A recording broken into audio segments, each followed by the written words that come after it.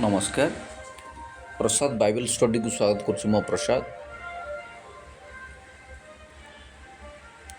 मृत्यु जीवन अवश्य भांबी माने मृत्यु को आमे केबे भी एड़ाई पारिबा नहीं जीवन रे। ये प्रथम कथा। मृत्यु एमिति एक जिनिस बा एमिति एक घटना जिमती जन्म जीवन रे सत्य घटना बा जन्म जमी अवधारित बा पूर्व निर्धारित कहा गर्भर जन्म हवा क्यों ठारे जन्म हवा किंबा क्यों जगार जगार तो एक कथा क्या कौ जाति कास्ट धर्म भाषा संप्रदाय गोष्ठी ये सब जमी आम हाथ में न थाए सेमती मृत्यु आम हाथ में न था। मृत्यु केबे भी आमको सूचना दे आसे नहीं जे मु अमुक समय अमुक लोक पाखे सेमती किसी आगुआ किसी सूचना नहीं।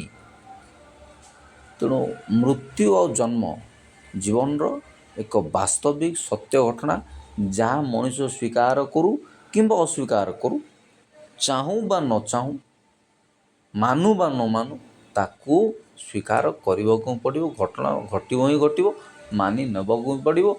जेते बलवान हो जेते बड़ लोक हो जेते बड़ जहा हो रजा हो मंत्री हो जा हो से मरिब ही मरिब। मृत्यु विषय बहुत बही लिखा जाइछि। सबु भाषा प्राय लिखा जाइछि। सबु ग्रंथ मानकर धर्म ग्रंथ मानकर मध्य मृत्यु विषय बहुत कथा लिखाई कह जाइछि। बहुत चर्चा भी होउछि। बहुत लोक माने भी ए विषय चर्चा करछन्ति। किंतु एबे जेंति समग्र पृथ्वी रे एशिया महादेश रे मध्य प्राच्य रे युद्धर घन घटा चली युद्ध घमाघोट चली लक्ष शह शह लोक हैरान होउछन्ति। बहुत लोक मृताहत होउछन्ति। आउ दुर्घटना विभिन्न प्रकार घटना दुर्घटना फ्लाइट एक्सीडेंट गाड़ी एक्सीडेंट बस एक्सीडेंट काली बोधे ना आज गोटे 100 फुट खात को गाड़ी खसी जाकि किसी लोक मरी 20-29 जन लोक मरी जाइछन्ति। मृत्यु केतेबेले काहाकू सूचना दे आसे ना। तेबे मृत्युर को स्वीकार करवाटा मनुष्य सत्य सहज तो माने नहीं। कारण आमे बाबू आमे बंचीचे तो बंची चलवा आटा भी रहा दरकार। बंचार स्पृहा जदि रहिबो नहीं मनुष्य राति मरिक सका बचब नहीं। राति जदि जन लोक भल निद्रा जाऊँ माने से मरी जाऊँ। मो कथा बुझीपार ना। जी भल भाव निद्रा जाऊँ दिन जाक परिश्रम कर से राति शोला माने से मरीगला बोली जान। निद्रा भी गोटे प्रकार मृत्यु। आ से मृत्यु रे ही आमे विभिन्न प्रकार स्वप्न दर्शन भावना चिंता चेतना से भी आम मानसिक स्थितिर परिप्रकाश बा तार छाया रूपटा आमे देखू स्वप्न दर्शन माध्यम। तेणु निद्रा भी गोटे प्रकार मृत्यु मृत्यु आमे कौन महानिद्रा प्राप्त है निद्रा आ गोटे महानिद्रा प्राप्त है। तेबे आमे प्रतिदिन सकाळ उठिबा भी ईश्वर आशीर्वाद। सकाळ निश्वास प्रश्वास धरिकी आमे सजीव होकर शଯ୍ୟା त्याग कर उठिबा भी आम गोटे वरदान बा आशीर्वाद। से जिनस आम साधारणतः बुझुना। आम कहूँ कौन एमती हो जाइए कि कौन एमती हो कि सब तो चलती ठीक ठाक असुविधा कौन रहा ये। तो मृत्यु अवश्य भावी ताकू स्वीकार करने को ही पड़ो। मृत्यु को एड़े दे हम ना केबे भी एड़े दे हेनी। तेणु गोटे कथार लिखा अच्छी आपण भल हाँपाई औषध किनीपारे किंतु सुस्थता किनीपारे ना। आपण यातायात करने गाड़ी किनीपारे फ्लाइट किनीपारे 4टी फ्लाइट रखिपारे हेलिकप्टर रखिपारे किंतु सुरक्षित गोटे जगार अन्य जगह पहुँचवाटा केवल ईश्वर हाथ में निर्भर करे।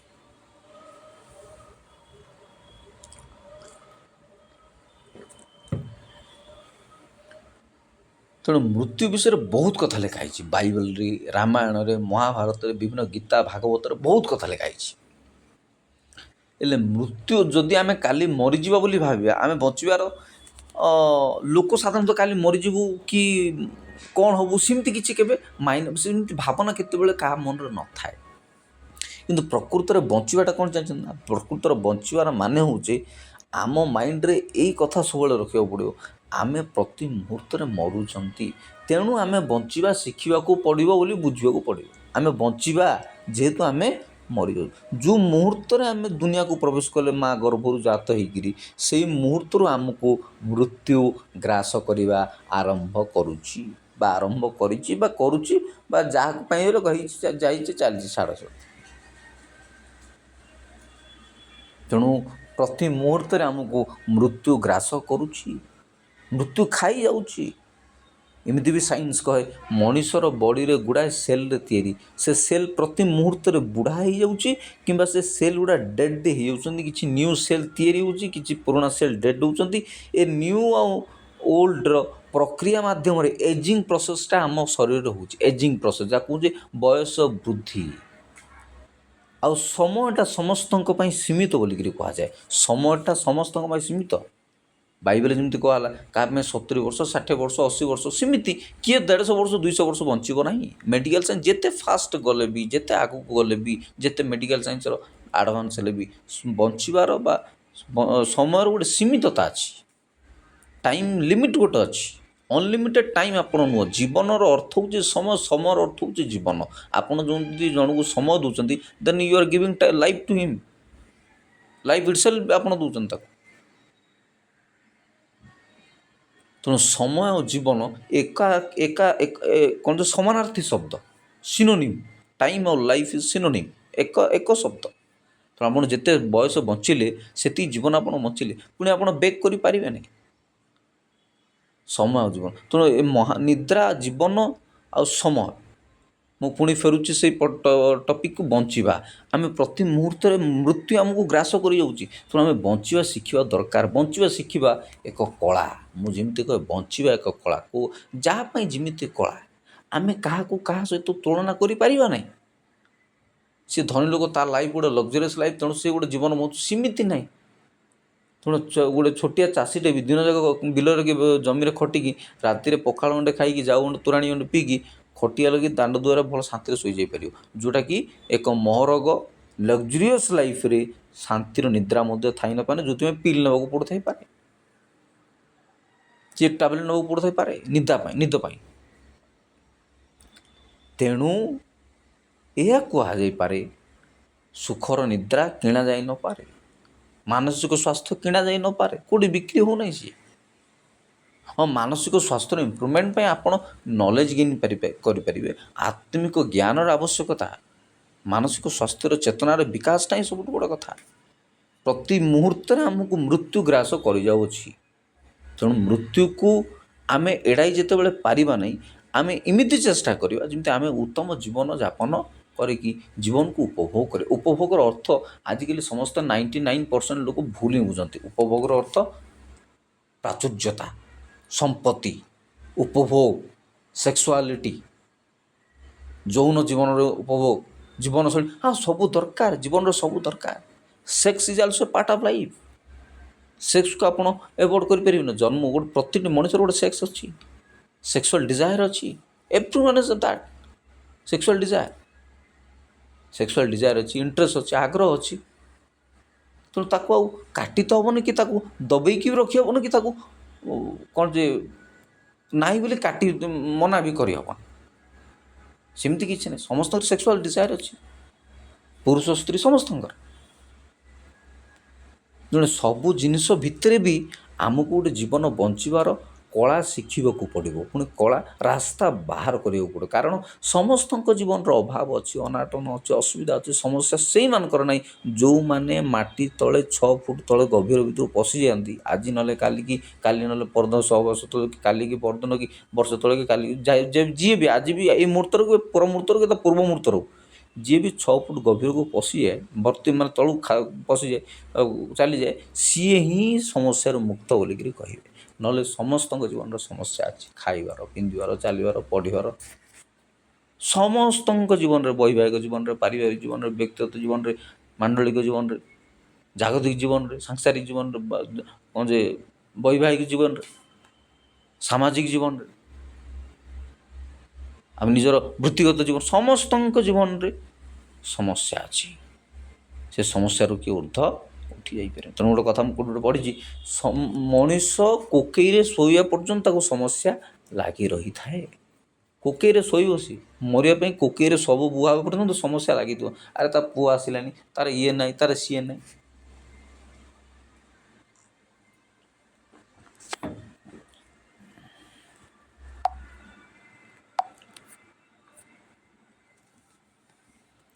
ଏମିତି ଏକ ସମସ୍ୟାପୂର୍ଣ୍ଣ ଜୀବନରେ, ଏମିତି ଏକ ଜଟିଳ ଜୀବନରେ ଆପଣ କ'ଣ ରାସ୍ତା ଦେଖୁଛନ୍ତି, କ'ଣ ଚାହୁଁଛନ୍ତି? ଯେ ଆମେ ବଞ୍ଚିବାନି, ମୃତ୍ୟୁକୁ ଏଡ଼େଇ ଦେଇପାରିବା? ସାଇନ୍ସ ଆଜି ବହୁତ ଡେଭଲପ୍ କରିଛି, ବହୁତ ଆଡ଼ଭାନ୍ସ ଯାଇଚାରି, ତେଣୁ ଆମେ ଭାବୁଛନ୍ତି ମୃତ୍ୟୁକୁ ମଧ୍ୟ ଆମେ ଏଡ଼େଇ ଦେଇପାରିବା। ଏମିତି ବି କିଛି ସଞ୍ଜୀବନୀ ଔଷଧ, ଅମର ଔଷଧ ସବୁ ଡେଭଲପ୍ ହେଇସାରିଲାଣି। ମୁଁ ବର୍ଷ 6 ମାସ ତଳେ କି 2 ବର୍ଷ ତଳେ ମୁଁ ସେମିତି କିଛି ଜିନିଷ ପାଖି, ସେମିତି କିଛି ଫିଲ୍ମ ବି ଅଛି। ଅମର ରହିବାର ଇଞ୍ଜେକ୍ସନ୍, ଅମର ମାନେ ଅମର ହେଇକି ରହିବା ପାଇଁ ଔଷଧ ବି ତିଆରି କରୁଛନ୍ତି ସାଇଣ୍ଟିଷ୍ଟ। ଅମର ରହିବା, ଆମେ ଅମର ହେଇକି ରହିବା, ଏମିତି ଗୁଡ଼ାଏ ପିକ୍ଚର ଯିବା ଉପରେ ବି ଗୁଡ଼ାଏ ଫିଲ୍ମ ହେଇଛି। ମୁଁ ଗୋଟେ ତେଲୁଗୁ ଫିଲ୍ମ ଗୋଟେ ଏମିତି ଦେଖୁଥିଲି, ଅମର ରହିବା, ଟାଇମ୍ ମେସିନ୍ ଦେଖିବା, ଆଗକୁ ଭବିଷ୍ୟତ ଦେଖିବା, ଫ୍ୟୁଚର ଦେଖିବା। କ୍ରିସ୍ ଫିଲ୍ମରେ ସିଏ ହେଇଛି ନା, କ୍ରିସ୍ ଫିଲ୍ମରେ ଗୋଟେ ଫାଷ୍ଟ ପାର୍ଟର କ୍ରିସ୍ଟା ଗୋଟେ ସିଏ ହେଇଛି। ରୀତିକ ରୋଶନର ବାପା ରୋଲ୍ ଯିଏ କରୁଥିବେ, ସିଏ ଗୋଟେ ଟାଇମ୍ ମେସିନ୍ ତିଆରି କରୁଥିବେ। ଫିଲ୍ମ ଦେଖିଥିବେ ଆପଣମାନେ ସବୁ। ତେଣୁ ଜୀବନ ଆଉ ମୃତ୍ୟୁକୁ ଜୟ କରିବାର ଅଭିଳାଷ ମଣିଷ ଭିତରେ ଅଛି। ସେ ଚାହୁଁଛି ଆମେ ମୃତ୍ୟୁକୁ ପାର କରିଯାଇପାରିବୁ, କିନ୍ତୁ ସେଇଟା ହିଁ ସବୁଠୁ ବଡ଼ ସମସ୍ୟା। ମଣିଷ ମନରେ ଏଇ ଭାବନା ନାହିଁ ଯେ ଆମେ ପ୍ରତି ମୁହୂର୍ତ୍ତରେ ମୃତ୍ୟୁ ଗ୍ରାସ କରିଯାଉଅଛି। ଆମକୁ ମୃତ୍ୟୁ ଗ୍ରାସ ଫିଜିକାଲି ଡେଡ୍ ହେଲେ ହେଉଛି ତ, ଭିତରେ ଭିତରେ ଆମେ ଫିଜିକାଲି ଡେଡ୍ ହେଉଛନ୍ତି, ବୟସ ଆମର ଯାଉଛି, ମୃତ୍ୟୁ ଆମକୁ ଗ୍ରାସ କରିଯାଉଛି। ତା ସହିତ ଆମେ ବୁଢ଼ା ହେଇଯାଉଛନ୍ତି। 5 ବର୍ଷର ଛୁଆ ବୋଲିବ ମୁଁ ତ 40 ବର୍ଷରେ ବାହା ହେବି, ଇଏ କରିବି, ସିଏ କରିବି, ଇଏ ବି ସିଏ ବି, ମୁଁ ଚାକିରି କରିବି, ତାକୁ ବି ମୃତ୍ୟୁ ଗ୍ରାସ କରିଯାଉଛି। ସିଏ ବି ସମୟର ବିନିଯୋଗ କରିପାରୁନି। ମୋ ଜୀବନଟା ସାରା ପଡ଼ିଛି, ଖାଇ ପିଇବି, ଖେଳିବି, ବୁଲିବି, ହଁ ଦରକାର ତ। ତେଣୁ ଗୁଡ଼ାଏ ବଡ଼ ବଡ଼ ମହାପୁରୁଷମାନେ କହିଛନ୍ତି ମଣିଷ ଇଜ୍ ଏ ସୋସିଆଲ୍ ଏନିମଲ୍, ସାମାଜିକ ପଶୁ। ଜଙ୍ଗଲୀ ପଶୁଠୁ ଟିକେ ଉନ୍ନତ ଧରଣର, ଯେହେତୁ ସେ ବେଶ ପୋଷାକ କ'ଣ ଯେ ପୋଷାକ ପିନ୍ଧେ ନା, ମଣିଷ ପୋଷାକ ପିନ୍ଧେ। ମଣିଷ ପଶୁ ଭିତରେ ସେମିତି କିଛି ବିଶେଷ କିଛି ଫରକ ବି ନାହିଁ। ମଣିଷ ବି ଯେ ସାମାଜିକ ପଶୁ, ରାଜନୈତିକ ପଶୁ, ଗୋଟେ ରାଜନୈତିକ ଆଉ ସାମାଜିକ ପଶୁ। ହେଲେ ବେଶ ପୋଷାକ ପିନ୍ଧୁଛନ୍ତି, ଶରୀର ଢାଙ୍କି ବୁଝୁଛନ୍ତି। ନହେଲେ ତ ମଣିଷ ଆଦିମ ମଣିଷ ତ ଲଙ୍ଗଳା ରହୁଥିଲା। ହବା ଆଦିମ କ'ଣ କି ଲଙ୍ଗଳା ଥିଲେ? ତମ ଉଲଙ୍ଗ ଅଛି ବୋଲି କେମିତି ଜାଣିଲ ବୋଲି ସେ ପ୍ରଭୁ କହିଲା ବେଳେ, ତମ ଉଲଙ୍ଗ ଅଛି କିଏ କହିଲା ତମକୁ ତମ ଲଙ୍ଗଳା ହେଇଛି ବୋଲି? ସେ ଷ୍ଟୋରିକି ମୁଁ ଯାଉନି। ମଣିଷକୁ ପ୍ରତି ମୁହୂର୍ତ୍ତରେ ମୃତ୍ୟୁ ଗ୍ରାସ କରିଯାଉଅଛି। ତେଣୁ ଆମକୁ ବଞ୍ଚିବାକୁ ପଡ଼ିବ, ଉତ୍ତମ ଭାବରେ ଜୀବନ ବଞ୍ଚିବାକୁ ପଡ଼ିବ। ଏ ଉତ୍ତମ ଜୀବନ ବଞ୍ଚିବା ପାଇଁ ଗୋଟେ ସାଧାରଣ ଜୀବନ, ପାରିବାରିକ ଜୀବନ, ଗୃହସ୍ଥୀ ଜୀବନ, ଗୋଟେ ପାରିବାରିକରେ ଶାନ୍ତି ଶୃଙ୍ଖଳା ସହିତ ଗୋଟେ ପ୍ରେମ ନିଷ୍ଠାପର ଗୋଟେ ସୁନ୍ଦର ପାରିବାରିକ ଜୀବନ ବଞ୍ଚିବା ପାଇଁ ମଧ୍ୟ ବହୁତ ଜ୍ଞାନର ଆବଶ୍ୟକତା ଅଛି। ଯେଉଁ ଜ୍ଞାନ, ଯେଉଁ ବୁଦ୍ଧି, ଯେଉଁ ଶିକ୍ଷା କି ସବୁ ଧର୍ମରେ ତ ଆଜିକାଲି ବହୁତ ବାବା ମାନେ ପ୍ରଦାନ କରୁଛନ୍ତି, ବହୁତ ଲେଖକ, ପାଷ୍ଟର, ବହୁତ ସେମିନାର, ବହୁତ ବକ୍ତାମାନେ ବହୁତ କଥା କହୁଛନ୍ତି। କିନ୍ତୁ ଅସଲ ଶାନ୍ତି, ସୁଖ, ସ୍ନେହ, ଶ୍ରଦ୍ଧା, ପ୍ରେମ, ଆନନ୍ଦ, ଏଇ ପାରିବାରିକ ଜୀବନରେ ଯେଉଁ ସୁଖ ସମୃଦ୍ଧି, ସେଇଟା ଲୋକଙ୍କ ପାଖରେ ଉଣା ପଡ଼ିଯାଉଛି। ଯେଉଁଥିପାଇଁ ଆଜି ହତ୍ୟା, ଫ୍ୟାମିଲି ଭିତରେ ମାରପିଟ, ଫ୍ୟାମିଲି ଭିତରେ ଗଣ୍ଡଗୋଳ, ଫ୍ୟାମିଲି ଭିତରେ ଡିଭୋର୍ସ, ଫ୍ୟାମିଲି କହିଲେ ଆଉ କହିହେବନି। ଫ୍ୟାମିଲି ସବୁଠୁ ବର୍ବାଦ ହେଇଛି 21st ସେଞ୍ଚୁରୀରେ, ସବୁଠୁ ବର୍ବାଦ ହେଇଛି ଏ ଆଟମିକ୍ ଫ୍ୟାମିଲି, 91 ପରିବାର ବା ଆଣବିକ ପରିବାର। ବାପା ମା, ପୁଅ ଗୋଟେ କି ଝିଅ ଗୋଟେ, ପୁଅ ଗୋଟେ କି ଝିଅ ଗୋଟେ, ଦୁଇଟା ଗୋଟେ, 2 କି 1 ସେତିକା। ତେଣୁ ଏ ମଣିଷ ସଭ୍ୟତା ଭିତରୁ ମୁଁ କାଲି ପର୍ଯ୍ୟନ୍ତ ଦେଖୁଥିଲି, ଧୀରେ ଧୀରେ ମେଲ୍ ଫିମେଲ୍ ଆଟ୍ରାକ୍ସନ୍ ଯେଉଁ କଥା କହନ୍ତି, ଗୋଟେ ସେକ୍ସୁଆଲ୍ ଆଟ୍ରାକ୍ସନ୍ ବି ଧୀରେ ଧୀରେ ଡିକ୍ରିଜ୍ ହେଇଯାଉଛି। ଯେହେତୁ ଆମେ ଜୀବନଶୈଳୀଟା ଏତେ ଉଚ୍ଛୃଙ୍ଖଳିତ ହେଇଗଲାଣି, ଆମେ ପରସ୍ପର ପ୍ରତି ଏତେ ବିଷୟ ଜାଣିଗଲାଣି ଯେ ଆମ ପରସ୍ପର ପ୍ରତି ଆଉ ଢାଙ୍କି ରଖିବା ବିଷୟ କିଛି ନାହିଁ, କି ଲଜ୍ଜା କରିବାର ବିଷୟ କିଛି ନାହିଁ। ସମସ୍ତେ ସବୁ ଜିନିଷ ଚାହୁଁଛନ୍ତି, ପୁଅମାନେ ଝିଅମାନଙ୍କ ବିଷୟରେ ଚାହୁଁଛନ୍ତି, ଝିଅମାନେ ପୁଅମାନଙ୍କ ବିଷୟରେ। କେଉଁଟା କାହାକୁ ଅଗୋଚର ନାହିଁ। ଯେଉଁଠି ଅଗୋଚର ନାହିଁ, ସବୁ ଖୋଲାମେଲା, ସେଠି ଆକର୍ଷଣ ବଢ଼ିବ କେମିତି? ଆକର୍ଷଣ ବଢ଼ିବ କେମିତି ସେଠି? ଆକର୍ଷଣ ଆସିବ କେମିତି ସେଠି? କଥା ବୁଝିପାରୁଛନ୍ତି? ପରସ୍ପର ଯେଉଁଠି ଢାଙ୍କା ଢେକି କିଛି ନାହିଁ, କି ଲୁଚା ଛପା କିଛି ନାହିଁ। କିଛି ଲୁଚିଥିଲେ ତ କିଛି ଖୋଜିବ ମଣିଷ, ଗୁପ୍ତ ଥିଲେ ତ ମଣିଷ କିଛି ଖୋଜିବାକୁ ଯିବ, ଗୁପ୍ତଧନ ଖୋଜିଲା ଭଳି। ପାଠଶାଠର ବିକାଶ ଦ୍ୱାରା, ପାଠଶାଠର ଜ୍ଞାନର ବିକାଶ ଦ୍ୱାରା, ସାଇନ୍ସର ଡେଭଲପ୍ ଦ୍ୱାରା ସବୁ ଜିନିଷ ସମସ୍ତଙ୍କ ପାଖରେ ଆଭେଲେବଲ୍। ସମସ୍ତ ଜିନିଷ ଝିଅମାନଙ୍କ ବିଷୟରେ ପୁଅମାନେ ଜାଣୁଛନ୍ତି, ପୁଅମାନଙ୍କ ବିଷୟରେ ଝିଅମାନେ ଜାଣୁଛନ୍ତି। ଏ social media, technology, mobile phone, computer, ଏ ଇଣ୍ଟରନେଟ୍ ସବୁକିଛି ମୁକୁଳା କରିଦେଉଛି, ସମସ୍ତଙ୍କ ହାତରେ ଏଭେଲେବୁଲ୍ କରିଦେଉଛି, ଅପହଞ୍ଚ ହେଇକି ନାହିଁ, ସବୁ ପହଞ୍ଚି ଯାଉଛି। ଏମିତି ପରିସ୍ଥିତିରେ ମଣିଷର ଯେଉଁ ସାଧାରଣ ପ୍ରବୃତ୍ତି, ସ୍ୱାଭାବିକ ଯେଉଁ ଟେଣ୍ଡେନ୍ସି, ସେ ଜିନିଷ ବି ଧୀରେ ଧୀରେ ମରିଗଲାଣି। ସେକ୍ସୁଆଲ୍ ଡିଜାୟାର କି ଖାଇବା ପିନ୍ଧିବା କି ଏସବୁ ଧୀରେ ଧୀରେ ଡିକ୍ରିଜ୍ ହେଇଯାଉଛି।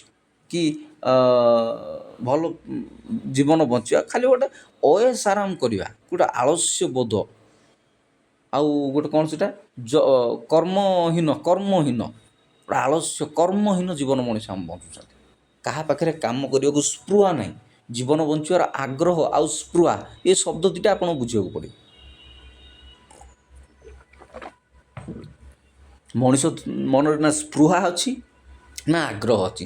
ଏ ଘଷା ପିଟା ଜୀବନ, ସକାଳୁ ଉଠିଲା, ଅଫିସ୍ ଗଲା, ସିଏ କଲା, ଇଏ କଲା, ରୋଷେଇବାସ କଲା, ଜୀବନର ଗୋଟେ ଶ୍ରଦ୍ଧା ନାହିଁ, ଗୋଟେ ଉନ୍ମାଦନା, ଗୋଟେ ଉତ୍ସାହ ନାହିଁ। ସକାଳୁ ଉଠିବି କାରଣ ଜୀବନଟା ଯେତେ ଯେତେ ସରଳ ହେଇ କରିଦେଉଛି ବିଜ୍ଞାନ, ସେତେ ସେତେ ନିସ୍ପୃହା ବା ସେତେ ଆଗ୍ରହହୀନ, ସେତେ ବୋରିଂ ଲାଇଫ୍ ହେଇଗଲାଣି।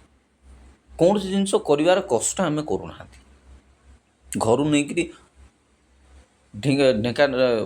ଚୁଲିରୁ ଦିଲ୍ଲୀ ପର୍ଯ୍ୟନ୍ତ ସବୁ ଜିନିଷ ସହଜ ହେଇଯାଉଛି। ଯେତେ ସହଜ ହେଉଛନ୍ତି ସେତିକି ଆମ ଜୀବନ ସେତିକି ସରଳ ହେବା ପରିବର୍ତ୍ତେ ତାକୁ ଅଧିକ ବୋରିଂ, ଜଟିଳ, ଅଳସୁଆ, କର୍ମହୀନତା, ବିରକ୍ତିକର, ସ୍ପୃହାହୀନ ହେଇଯାଉଛି, ଶ୍ରଦ୍ଧାହୀନ ହେଇଯାଉଛି। କୌଣସି ଜିନିଷର ଚାହତ ନାହିଁ ଆମ ପାଖରେ, ସ୍ପୃହା ନାହିଁ, ବଞ୍ଚିବାର ଇଚ୍ଛା ନାହିଁ, ଲାଳସା ନାହିଁ, ଆଗ୍ରହ ନାହିଁ ଆମ ଜୀବନରେ। କିଛି ହେବା, କିଛି କରି ଦେଖାଇବା, କିଛି ବନିବା, ଏସବୁ ଜିନିଷର କିଛି ଉଦ୍ଦେଶ୍ୟ ହିଁ ନାହିଁ, ସେଠି ଉଠୁ ହିଁ ନାହିଁ ପ୍ରଶ୍ନ। ଯେଉଁ ପିଲାମାନେ ପାଠଶାଠ ପଢ଼ନ୍ତି ସେମାନଙ୍କୁ ଲାଗିଛି କିଛି ଡକ୍ଟର ହେଉ, ଇଞ୍ଜିନିୟର ହେଉ, ଯେଉଁମାନେ ଭଲ ପାଠଶାଠ ପଢ଼ନ୍ତି, ଭଲ ଫ୍ୟାମିଲିରୁ ହୋଇଥାନ୍ତି, ସେମାନଙ୍କ ଜୀବନର ଲକ୍ଷ୍ୟତା କିଛି କରୁ। ଆଜିକାଲି ତ ସୋସିଆଲ ମିଡ଼ିଆ ଯୁଗରେ କଣ୍ଟେଣ୍ଟ କ୍ରିଏଟର, କାଲି ଦେଖୁଥିଲି ସେ କ'ଣ ଗୋଟେ ଦୁବେ ନା କ'ଣ, ତାଙ୍କ ନାଁଟା ମନେ ପଡ଼ୁନି, ମନୋଜ ଦୁବେ ନା କ'ଣ, ସେ ଗୋଟେ ଭଲ ଭିଡ଼ିଓଟେ କରି ଦେଖୁଥିଲେ। ମୁଁ ଦେଖୁଥିଲି ଏବେ ପାର୍ଲାମେଣ୍ଟରେ, ରାଜ୍ୟସଭାରେ ଗୋଟେ ସବୁ ଲ ପାସ୍ ହେଲାଣି, ସୋସିଆଲ ମିଡ଼ିଆରେ କଣ୍ଟେଣ୍ଟ କ୍ରିଏଟର ମାନଙ୍କ ପାଇଁ ବି ଗୋଟେ ଆଇଡେଣ୍ଟିଟି ତିଆରି ହେବ। It is also A profession. ଯେମିତି ଡକ୍ଟର, ଇଞ୍ଜିନିୟର, ସେମିତି କଣ୍ଟେଣ୍ଟ କ୍ରିଏଟର ମାନେ ମଧ୍ୟ ଗୋଟେ ପ୍ରଫେସନ୍ ହେଇଯିବ। ପାର୍ଲାମେଣ୍ଟରେ ଲ ଆସିଲା, ଡିଜିଟାଲ ଲ, ବିଭିନ୍ନ ପ୍ରକାର ନିୟମ ନୀତି ଆଣିକିରି ସେଇଟା ବି ଆସୁଛି, କଣ୍ଟେଣ୍ଟ କ୍ରିଏଟର ହେଇପାରିବ। ଭଲ କଥା, ହେବା ଦରକାର ମଧ୍ୟ। ଏ ଡିଜିଟାଇଜେସନ୍, ଡିଜିଟାଲ ୱାର୍ଲଡ, ଯାନ୍ତ୍ରିକ ମାନବ ଧୀରେ ଧୀରେ ଆତ୍ମିକ ଭାବରେ ଶୂନ୍ୟ ହେଇଯିବ। ଆତ୍ମିକ ଆଧ୍ୟାତ୍ମିକତାର ଶୂନ୍ୟ ଆଡ଼କୁ ଗତି କରିବ। ଯେତିକି ଯାନ୍ତ୍ରିକ ହେବ, ମଣିଷ ଭିତରେ ସେତିକି ଭାବନାର କମ୍ ହେବ। ସେ ଗୋଟେ ସ୍ପୃହାହୀନ, ଗୋଟେ କ'ଣ କହନ୍ତି ତ, ସ୍ପୃହାହୀନ ଆଉ ଗୋଟେ ବିରକ୍ତିକର ଜୀବନ ବଞ୍ଚିବାକୁ ଚାହିଁବ। ଆଗ୍ରହ ଆସିବନି, ମଜା ଆସିବନି, ଜୀବନରେ କିଛି ବଞ୍ଚିବାର ମଜା ଆସିବନି। କିଛି ଲକ୍ଷ୍ୟ, କିଛି କଷ୍ଟ, କିଛି ସଂଘର୍ଷ ଥିଲେ ଜୀବନର ମଜା ଆସେ। ଯେଉଁଠି ଲକ୍ଷ୍ୟ ନାହିଁ, ସଂଘର୍ଷ ନାହିଁ, ସେଠି ତ ମଜା ଆସିବନି ଜୀବନରେ। ବଞ୍ଚିବାର, ସକାଳୁ ଉଠିବାର ଗୋଟେ ଫୁଏଲିଂ ଥିବା ଦରକାର, ଗୋଟେ ଉତ୍ସାହ, ଯେଉଁଟାକି ଫୁଏଲିଂ କରିବ, ଆଗକୁ ଫରୱାର୍ଡ଼ କରିବ। ସେଭଳିଆ ଜିନିଷ କମି ଆସିଲା। ଖାଇବା, ପିଇବା, ପିନ୍ଧିବା, ବସିବା, ଉଠିବା, ମୋବାଇଲ ଚଲାଇବା, ଟିଭି ଦେଖିବା, ଖେଳିବା, ବୁଲିଯିବା, ଖାଇଯିବା, ଟୁରିଷ୍ଟ ଯିବା, ଏତା ତ ଧନ୍ଦା। ଖାଇବା, ଭଲ ବୁଲିବା, ସେଇଟା ହିଁ ଜୀବନର ଲକ୍ଷ୍ୟ। ଗୋଟେ ଭଲ ସେଟଲ୍ ହେଇଯିବା, ଜବ୍ ଗୋଟେ ଭଲ ସେଟଲ୍ କରିଦେବା, ଭଲ ଦୁଇ ପଇସା ରୋଜଗାର କରିବା, ସେ ବାସ୍ ଚିରାଚରିତ ଘଷା ପିଟା ଜୀବନ। ଏ ଜୀବନରେ ନା କିଛି ଆଶା କରିବ, ନା କିଛି ନୂଆ କରିବ। ଖାଲି ସକାଳୁ ଉଠିଲେ ଗଲେ, ସେଥିରେ କିଛି ନୂତନତ୍ୱ ନାହିଁ, ମଜା କିଛି ନାହିଁ। ସେ ଜୀବନଟା କାହା ପାଇଁ ଇନ୍ସପାୟାରିଂ ବି ହେଉନି। ନିଜ ପିଲାମାନଙ୍କ ପାଇଁ ସେଇଟା ଇନ୍ସପାୟାର ହେବନି। ପ୍ୟାରେଣ୍ଟସ୍ ମାନଙ୍କର ସେଇ ଘଷା ପିଟା ଜୀବନଟା ନିଜ ପିଲାମାନଙ୍କୁ ବର୍ବାଦ ହେଉଛି। ସେମାନଙ୍କ ଜୀବନରେ ସେଇଟା ଇନ୍ସପାୟାରିଂ ଆସିପାରୁନି। କାରଣ ପିଲା କାହାକୁ ଦେଖନ୍ତି? ବାପା ମାଆକୁ, ପ୍ୟାରେଣ୍ଟସ୍କୁ ଦେଖନ୍ତି। କେତେବେଳେ ଉଠୁଛନ୍ତି, କେତେବେଳେ ଖାଉଛନ୍ତି, ସେ ଡୋଣ୍ଟ ନୋ। ଆପଣଙ୍କ ୱାର୍ଡ଼ ବୁଝିବେନି, ସେମାନଙ୍କ କଥା ଆପଣଙ୍କୁ ଶୁଣିବେନି, କହିଲେ ମଧ୍ୟ ବୁଝିବେନି। ସେ ଆପଣଙ୍କୁ କପି କରିବେ, ଅନୁକରଣ କରିବେ। ଆପଣ କେମିତି ଠିଆ ହେଉଛନ୍ତି, କେତେବେଳେ ବାଇବେଲ ପଢ଼ୁଛନ୍ତି, କେତେବେଳେ ପ୍ରେୟର କରୁଛନ୍ତି, କେତେବେଳେ ପୂଜା କରୁଛନ୍ତି, କେତେବେଳେ ଗାଧଉଛନ୍ତି, କେତେବେଳେ ଦାନ୍ତ ହେଉଛନ୍ତି, କେତେବେଳେ ଝାଡ଼ା ଯାଉଛନ୍ତି, କେତେବେଳେ ଖାଉଛନ୍ତି, ଏ ସବୁ ଜିନିଷର ଅନୁକରଣ ଆପଣଙ୍କୁ କରିବେ। ସେ କେମିତି ପିନ୍ଧୁଛନ୍ତି, କେମିତି କୁଣ୍ଡଉଛନ୍ତି, କେମିତି ବସୁଛନ୍ତି, କେମିତି ନଖ କାଟୁଛନ୍ତି, ସବୁ ଜିନିଷ ଆପଣଙ୍କୁ କପି କରିବେ। ଯେହେତୁ ଆଜିକାର ପ୍ୟାରେଣ୍ଟସ୍, ଆଜିକାର ଯୁବପିଢ଼ି ଯେଉଁମାନେ ପ୍ୟାରେଣ୍ଟସ୍ ହେଉଛନ୍ତି, ନୂଆ ଏଇ ଜେନ୍ ଜି ମାନେ ଯେଉଁମାନଙ୍କୁ କୁହନ୍ତି ପ୍ୟାରେଣ୍ଟିଂ ହେବାର କ୍ୱାଲିଟି ବି ସେମାନଙ୍କ ପାଖରେ ନାହିଁ, ସେତିକି ନଲେଜ ବି ନାହିଁ। ମୁଁ କହିଲି ପରା, ଗୋଟେ ସଫଳ ପରିବାର ହେବାର, ସଫଳ ପରିବାର ଜୀବନ ବଞ୍ଚିବାର ପାଇଁ ବି ବହୁତ ଜ୍ଞାନର ଆବଶ୍ୟକ, ଯେଉଁ ଜ୍ଞାନ କି ନେଟ୍ରେ ବହୁତ ମିଳୁଛି, ସୋସିଆଲ ମିଡ଼ିଆରେ ବହୁତ ଭାସୁଛି, ୟୁଟ୍ୟୁବ୍ ଫେସବୁକ୍ ଆଉ ଦୁନିଆ ପ୍ରକାର ସୋସିଆଲ ମିଡ଼ିଆ ଆଜିକାଲି କମ୍ପ୍ୟୁଟର ଇଣ୍ଟରନେଟ୍ରେ ଭାସୁଛି, କିନ୍ତୁ କାହା ପାଖରେ ବହୁତ କମ୍ ଲୋକଙ୍କ ପାଖରେ ଗୁଡ୍ ପ୍ୟାରେଣ୍ଟ ହେବାର କ୍ୱାଲିଟି ଅଛି। ଏସବୁ ଭିତରେ ଦେଇକି ଆମେ ଧୀରେ ଧୀରେ ମୃତ୍ୟୁ ଆମକୁ ଗ୍ରାସ କରି ଘଷା ପିଟା ଜୀବନ, ବୋରିଂ ଲାଇଫ୍। ସକାଳୁ ଉଠ, ବସ, ଉଠ, ଇଏ କର, ସେ କର, ଲେଖାପଢ଼ା କରିବାର ସ୍ପୃହା ନାହିଁ, କାହାକୁ ଆଗ୍ରହ ନାହିଁ, ଶୁଣିଦେବୁ ଖାଲି ୟୁଟ୍ୟୁବରେ ଦେଖିବୁ ଶୁଣିବୁ, ସେତିକା। ପଢ଼ାପଢ଼ି କରିବା, ଲେଖାପଢ଼ା କରିବାର ସେ ସମୟ ଥିଲା, ଶୁଣି ଶୁଣି ଲୋକ ମନେ ରଖୁଥିଲେ, ସେମିତି ସେ ଯୁଗ ଆଗେ ଆସିଗଲା। ଏବେ ଗୀତା ଭାଗବତକୁ ଶ୍ରୁତି ବୋଲି କହନ୍ତି, ପୁରାଣ ବେଦ ପୁରାଣକୁ ସବୁ ଶ୍ରୁତି କହନ୍ତି, ଶ୍ରୁତି ମନେ ମନେ ସବୁ ଶୁଣିକି ମନେ ରଖିବା। ସେମିତି ଆଗେ ଯେଉଁ ୟୁଟ୍ୟୁବ୍ ଫେସବୁକ୍ରେ ଖାଲି ଶୁଣି ଦେଖି ମନେ ରଖିବା, ଆଉ କିଛି ପଢ଼ିବାର ନାହିଁ, ଲେଖିବାର ନାହିଁ। ପଢ଼ା ଲେଖା କରିବା ଦ୍ୱାରା ମାନସିକର ଗୋଟେ ପ୍ରକ୍ରିୟା ଚାଲେ। ସେଇ ଜିନିଷ ଆଜିକାର ପିଢ଼ି, ଏଇ ପିଲାଙ୍କ ପାଖରେ ସେ ଗୋଟା ଜିନିଷର ଅଭାବ, ଲେଖାପଢ଼ା କରିବାର ଆଗ୍ରହ ନାହିଁ, ଇଚ୍ଛା ନାହିଁ, ଶୁଣିଦେବୁ ଦେଖିଦେବୁ, ବାସ୍ ସେତିକି।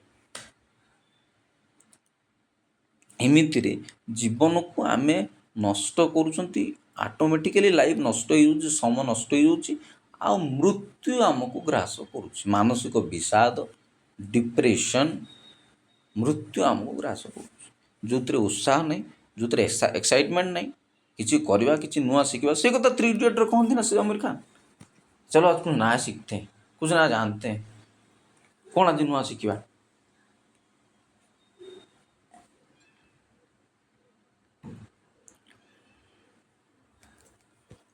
ସେମିତି କିଛି ନାହିଁ, ସ୍ପୃହା ନାହିଁ ଜୀବନରେ, ନୂଆ ଶିଖିବା, ନୂଆ ଜାଣିବାର ସ୍ପୃହା। ହଁ ଏମିତି ସବୁ ଅଛି, ଜାଣିଛୁ, ଆମେ ବୁଝୁ, ସବୁ ତ ସବୁ ଜାଣନ୍ତି, ସମସ୍ତେ ସବୁ ଜାଣିଛନ୍ତି, କାହାକୁ କିଛିର ଅଭାବ ନାହିଁ। ନେଟ୍ ଯୁଗରେ, ମୋବାଇଲ ଯୁଗରେ, କମ୍ପ୍ୟୁଟର ଯୁଗରେ କାହାକୁ କ'ଣ ଅଛବା ଅଛି, କିନ୍ତୁ ଅସଲ ଦେଖିବାକୁ ଗଲେ କାହାକୁ ବି କିଛି ଜଣା ନାହିଁ। ଅସଲ ଜିନିଷ କାହାକୁ ଜଣା, ଜାଣିଛୁ ସମସ୍ତେ, ଇନଫର୍ମେସନ୍ ସମସ୍ତ ପାଖରେ ଅଛି, କିନ୍ତୁ ଅସଲ ଜିନିଷ ଥଟ୍ଟା ତ ନାହିଁ କାହା ପାଖରେ।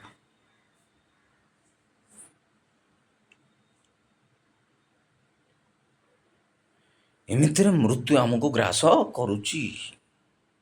ଶିକ୍ଷାର ଘୋର ଅଭାବ। ଭାରତବର୍ଷ ଆଜି ବି ଏକବିଂଶ ଶତାବ୍ଦୀରେ ବି ଶିକ୍ଷାର ମୂଲ୍ୟ ବୁଝିପାରିଲେନି, ଜ୍ଞାନର ମୂଲ୍ୟ ବୁଝିପାରିଲେନି। ଯେଉଁଟାକୁ ଆପଣ ସମ୍ମାନ ଦେବେନି, ସେଟା ହେଇ ମଧ୍ୟ ପାରିବେ ନାହିଁ। ଶିକ୍ଷା ଜ୍ଞାନର ମହତ୍ତ୍ୱ ଆଜି ବି ଦେଶରେ ନାହିଁ। ଆଜି ବି 50-60 ଅର୍ଦ୍ଧକୁ ପ୍ରାୟ 50% ଲୋକ ଶିକ୍ଷା ଅନଗ୍ରସର ହେଇକି ଅଶିକ୍ଷିତ ହେଇକି ଅଛନ୍ତି। ଖାଲି ନାଁ ଲେଖା ପଢ଼ି ପକେଇଲେ କିଏ ଶିକ୍ଷିତ ନୁହଁ, ଲେଖାପଢ଼ା କରି ଜାଣିଲେ କିଏ ନାଁ ଲେଖିଦେଲେ ପଢ଼ିଦେଲେ ସବୁ ଶିକ୍ଷିତ ହେଇଯାଉନାହାନ୍ତି, ନାହିଁ। ଅସଲ ଶିକ୍ଷା କିଛିର ଜିନିଷଟା ଅଲଗା। ଅସଲ ଶିକ୍ଷା କ'ଣ, ସେଟା ମୋର ବୟସ ବି ହେଇନି, ମୁଁ ଆପଣଙ୍କୁ ବୁଝେଇବି ଅସଲ ଶିକ୍ଷାଟା କ'ଣ। ଅସଲ ଶିକ୍ଷାଟା ହୁଏତ ସେବେଳ ଲୋକମାନେ ବି ଶିକ୍ଷିତ ଥିଲେ, ଯେଉଁମାନେ ଲେଖାପଢ଼ା ଜାଣିନଥିଲେ, କିନ୍ତୁ ମୂଲ୍ୟବୋଧ କ'ଣ ଜାଣୁଥିଲେ, ନ୍ୟାୟ କ'ଣ ବୁଝୁଥିଲେ, ଚିନ୍ତା କ'ଣ ଜାଣୁଥିଲେ, ବୁଦ୍ଧି କ'ଣ, ଜ୍ଞାନ କ'ଣ ଜାଣିଥିଲେ। ମୂର୍ଖ ଚାଷୀମାନେ ମଧ୍ୟ, ସେ ବହୁତ ବଡ଼ ବଡ଼ ବାବା, ଋଷି, ମହର୍ଷିମାନେ ସବୁ ହେଇନାହାନ୍ତି ଭାରତରେ, ହେଇଛନ୍ତି ନା ନାହିଁ। ବଡ଼ ବଡ଼ ଋଷି, ମହର୍ଷି, ବାବାମାନେ ହେଉଛନ୍ତି ମାନେ ଅଳ୍ପ ଶିକ୍ଷିତ, କିଛି ପାଠ ବି ପଢ଼ୁନଥିବେ, କିନ୍ତୁ ସେମାନେ ଏତେ ଜ୍ଞାନ, ଏତେ ବୁଦ୍ଧି ଥିବ, ୱିଜଡ଼ମ୍ ଯାହାକୁ କୁହନ୍ତି, ୱିଜଡ଼ମ୍, ନଲେଜ୍। ଆମେ ନଲେଜ୍ ଗେଇନ୍ରେ ମାତିଛୁ, ସେମାନେ ୱିଜଡ଼ମ୍ ରଖିଦେଲେ। ଆଜି ଆମେ ନଲେଜ୍ ଇକୋନୋମି, ଏଇଟା ହେଉଛି ନଲେଜ୍ ଇକୋନୋମିର ଯୁଗ, ଜ୍ଞାନ ଅର୍ଥନୀତି। ଅଥଚ ସେ ଜ୍ଞାନ ଅର୍ଥନୀତିରେ ଆମ ପାଖରେ ଖାସ୍ ନଲେଜ୍ କାହା ପାଖରେ, ଲୋକଙ୍କ ପାଖରେ। ଖାଲି ପଢ଼ାଶୁଣା, ଲେଖାପଢ଼ା କରି ଜାଣିଛୁ, ମୋବାଇଲ ଚଲେଇ ଜାଣିଛୁ, କମ୍ପ୍ୟୁଟର ଚଲେଇ ଜାଣିଛୁ, ନିଜ ପେଟ ପୋଷିବା ପାଇଁ ଯେତିକି ଇନଫର୍ମେସନ୍ ଦରକାର, ଯେତିକି ଶିକ୍ଷା ଦରକାର, ସାର୍ଟିଫିକେଟ୍ରେ ଶିକ୍ଷିତ, MA BA, BSc MSc, MCOM BCOM, MBA BBA, ଆମେ ପଢ଼ା ଲେଖା, ଆମେ ଶିକ୍ଷିତ, ବେଶ ପୋଷାକ ଠିକ୍ଠାକ୍, ସବୁ ଠିକ୍ଠାକ୍, କିନ୍ତୁ ମଣିଷ ପଣିଆର ପାଠ, ମାନବିକ ମୂଲ୍ୟବୋଧର ପାଠ କାହା ପାଖରେ ବି ନାହିଁ। କିଏ ବି ସେଭଳି ପାଠ ଆଉ ସ୍କୁଲରେ ବିକ୍ରି ହେଉନି, କିଏ ପଢ଼ୁନି, ସବୁ ତ ବିଜନେସ୍ ଓରିଏଣ୍ଟେଡ୍ ପାଠ, ଖାଲି ନଲେଜ୍ ଇନଫର୍ମେସନ୍ର ପାଠ ଚାଲିଛି, ଆନାଲିଟିକାଲ୍ ପାଠ ନାହିଁ, ଗଭୀର। ସେଥିପାଇଁ ନେତା ମନ୍ଦିର ପୁଅ ଝିଅ ସବୁ ବିଦେଶ ପଳାଉଛନ୍ତି ପରା, ସେଠି ପାଠଶାଠ ପଢ଼ିକି ଆଉଛନ୍ତି। ଏଠି ପାଠଶାଠର ସେମିତି କିଛି ନାହିଁ, ସବୁ ତ ଇନଫର୍ମେସନ୍ ଗେନ୍ର ପାଠ, ଆଉ MCQର ପାଠ, ଗୋଲ ବୁଲେଇ ଦିଅ, ମଲ୍ଟିପୁଲ୍ ଚଏସ୍ କୋଶ୍ଚିନ୍, ଆଉ କ'ଣ, ଗୋଟେ କୋଶ୍ଚିନ୍ 4ଟା ଅପସନ୍ ଦିଅ, ଯେଉଁଟା ହେଲେ ବୁଲେଇ ଦିଅ, ବାଜୁ ବାଜୁ ମହାପାତ୍ର, ନହେଲେ ଉଡ଼ିଗଲା ଖଲିପତ୍ର, ଆଉ କ'ଣ। ଏ ଶିକ୍ଷା ବ୍ୟବସ୍ଥାଟା ଆମକୁ ବର୍ବାଦ କରିଛି। ଶିକ୍ଷା ହିଁ ସେଇ ଜିନିଷ ଯେଉଁଟା ଆମ ଜୀବନ, ଆମ ପ୍ରତିଟି ମଣିଷର ଚେତନା ଶକ୍ତିକୁ ଜାଗ୍ରତ କରିବ, ବା ସୁପ୍ତ ଚେତନାକୁ ସିଏ ଜାଗ୍ରତ କରିବ, ଉଠେଇବ, ଅନ୍ଧକାର ଚେତନାକୁ ବହ୍ନି ଜଳାଇବ, ଲାଇଟିଂ କରିବ। ସେ ଚିନ୍ତାଧାରା ସେ ଚେତନାର ପାଠ ଥିଲା ଋଷି ମହର୍ଷିମାନଙ୍କ ସମୟରେ ସବୁ ଥିଲା। ସେମିତି ଗୁରୁକୁଳ ଆଶ୍ରମରେ ଥିଲା, ଯେମିତି ବନ ବିଦ୍ୟାଳୟ ଗୋଟେ ଥିଲା। ପାଠକୁ ଖାଲି ଡିଗ୍ରୀ ଓରିଏଣ୍ଟେଡ଼ କରିଦେଉଛନ୍ତି, ମାର୍କ ଓରିଏଣ୍ଟେଡ଼ କରିଦେଉଛନ୍ତି। ମାର୍କ ଓରିଏଣ୍ଟେଡ଼ କରି ଡିଗ୍ରୀ ଓରିଏଣ୍ଟେଡ଼ ସାର୍ଟିଫିକେଟ୍ ଜିତିଗଲେ ପାଇଗଲେ, ସିଏ ସଳା ପାଠ ହେଇଗଲା। ପାଠ ସେ ଶିକ୍ଷିତ ଲୋକ, ଅସଲ ଶିକ୍ଷା ସିଏ ନୁହଁ। ସରକାର ସେମିତି କରୁଛନ୍ତି, ଦୁନିଆକୁ ଦେଶକୁ ସେମିତି କରୁଛନ୍ତି। ସବୁ ଦେଶରେ, ବାହାର ଦେଶ କଥା ଛାଡ଼ ନା, ଆମ ଦେଶ କଥା, ଆମ ଦେଶରେ ପାଠ ସେମିତି ଚାଲିଛି। ବିକ୍ରି ହେଉଛି ପାଠ, ପାଠ ବେପାର, ପାଠ ଗୋଟେ ବେପାର। ଏମିତି ଅସଲ ଶିକ୍ଷାଟା କିଏ ଦେବେ? କେଉଁଠି ମିଳୁବି ନାହିଁ, ଆପଣ ପାଇବେ କେଉଁଠୁ? ମଣିଷ ଜୀବନ ଅସଲ ପାଠଟା ଆଉ ନାହିଁ। ତେଣୁ ମୃତ୍ୟୁ ଆମକୁ ଗ୍ରାସ କରିଯାଉଅଛି, ମୃତ୍ୟୁ ଗ୍ରାସ କରୁଛି, ଆମକୁ ମୃତ୍ୟୁ ଗ୍ରାସ କରୁଛି। ଆମ ନା ଚେତନାର ବିକାଶ, ନା ଜ୍ଞାନର ବିକାଶ, ନା ବୁଦ୍ଧିର ବିକାଶ, ନା ଶିକ୍ଷାର ବିକାଶ, ନା ଚିନ୍ତାଧାରାର ବିକାଶ। ଖାଲି ଘଷାପଟା ଜୀବନରେ ଫ୍ୟାସନ୍ ବାଜିରେ ଡ୍ରେସ୍ ବଦଳେଇକିରି, ଷ୍ଟାଇଲ୍ ମାରିକି, ହେୟାର ଷ୍ଟାଇଲ୍ ବଦଳେଇକି, ଦାଢ଼ି କଟ୍ କରିକିରି, କି ଝିଅମାନଙ୍କର ଫ୍ୟାସନ୍ ଷ୍ଟାଇଲ୍ ବଦଳେଇକିରି, ମ୍ୟାଚିଂ କରି ପିନ୍ଧିକିରି, ସେଇଟା ହିଁ ଜୀବନର ନୂଆ ପରିଭାଷା ହେଇଛି। ବଞ୍ଚିବାର ଗୋଟେ ନୂଆ ପରିଭାଷା। ଆମେ ଷ୍ଟାଟସ୍ ବା ରେଡ଼ି ଉପରେ ଯେଉଁ ଗେଟଅପ୍ ଉପରେ ବାହାରିଲା ହେଲା, ସେ ଗୋଟେ ବଢ଼ିଆ ଲାଇଫ୍ ଅଛି। ଭିତରେ ତା ଜୀବନ ନର୍କ ହେଇଯାଇଥିବ।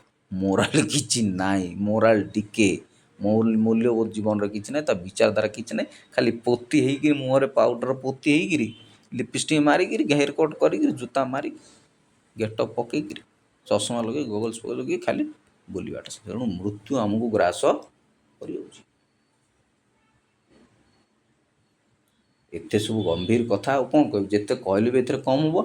ତେଣୁ ଆମେ ଶିଖିବା, ନିଜର ଚିନ୍ତାଧାରାକୁ ଡେଭଲପ୍ କରିବା ପାଇଁ ଆପଣଙ୍କୁ ବହୁତ ଜିନିଷ ଶୁଣିବାକୁ ପଡ଼ିବ, ବୁଝିବାକୁ ପଡ଼ିବ, ଜାଣିବାକୁ ପଡ଼ିବ। ସୋସିଆଲ ମିଡ଼ିଆରେ ମିଳୁଛି ସେଗୁଡ଼ା, ଆପଣ ପଢ଼ନ୍ତୁ, ବୁଝନ୍ତୁ। ସୋସିଆଲ ମିଡ଼ିଆରେ ସେସବୁ ଜାଣି, ବୁଝି, ଶିଖି ଆପଣଙ୍କର ଚିନ୍ତାଧାରାକୁ ବିକଶିତ କରନ୍ତୁ। ତେବେ ଯାଇକରି ଆପଣଙ୍କର ଚିନ୍ତାଧାରା ବିକଶିତ ହେଲେ ଆପଣଙ୍କ ଜୀବନଟା ସୁନ୍ଦର। ଜୀବନ ବଞ୍ଚିବା କଳା କେଉଁଠି ଲେଖା ହେଇନି, ସବୁ ବହୁତ ପଢ଼ିବାକୁ ପଡ଼ିବ, ବହୁତ ଜାଣିବାକୁ ପଡ଼ିବ, ବହୁତ ଶିଖିବାକୁ ପଡ଼ିବ। ସାଧାରଣ ଜୀବନ ଗୋଟେ ପଶୁ ସହିତ ହିଁ। ଦାଉଦ ମୋତେ ସେ କଥା କହିଲେ, ମୁଁ ଈଶ୍ୱରଙ୍କ ଆଗରେ ଗୋଟେ ପଶୁ ପରି ଥିଲି। ତେଣୁ ପଢ଼, ବୁଝ, ଜାଣ, ଶିଖ, ବୁଝ, ନିଜ ଚିନ୍ତାଧାରାକୁ ବିକଶିତ କର, ଜୀବନର କିଛି ନୂଆ ସ୍ପୃହା ଆଣ, ତେବେ ଜୀବନ ସୁନ୍ଦର ହେବ। ଯେହେତୁ ମୃତ୍ୟୁ ଆମକୁ ଗ୍ରାସ କରିଯାଉଛି, ତେଣୁ ବଞ୍ଚିବା ଶିଖିବାକୁ ପଡ଼ିବ। ବଞ୍ଚିବା ଶିଖିବା ପାଇଁ ହେଲେ ବହୁତ ଜ୍ଞାନର ଆବଶ୍ୟକ। ସାଧାରଣ ଜୀବନ ବଞ୍ଚିବା ପାଇଁ ମଧ୍ୟ ବହୁତ ଜ୍ଞାନର ଆବଶ୍ୟକ। ତେବେ ଯାଇ ମଣିଷ ଜୀବନରେ ସାର୍ଥକ ହେବ। ଏ ପୁରରେ ଆଉ ସେ ପୁରରେ ସ୍ୱର୍ଗରାଜ୍ୟର ସ୍ଥାନ ମିଳିବ। ଏଥିସହିତ ରହୁଛି। ବହୁତ ବହୁତ ଧନ୍ୟବାଦ।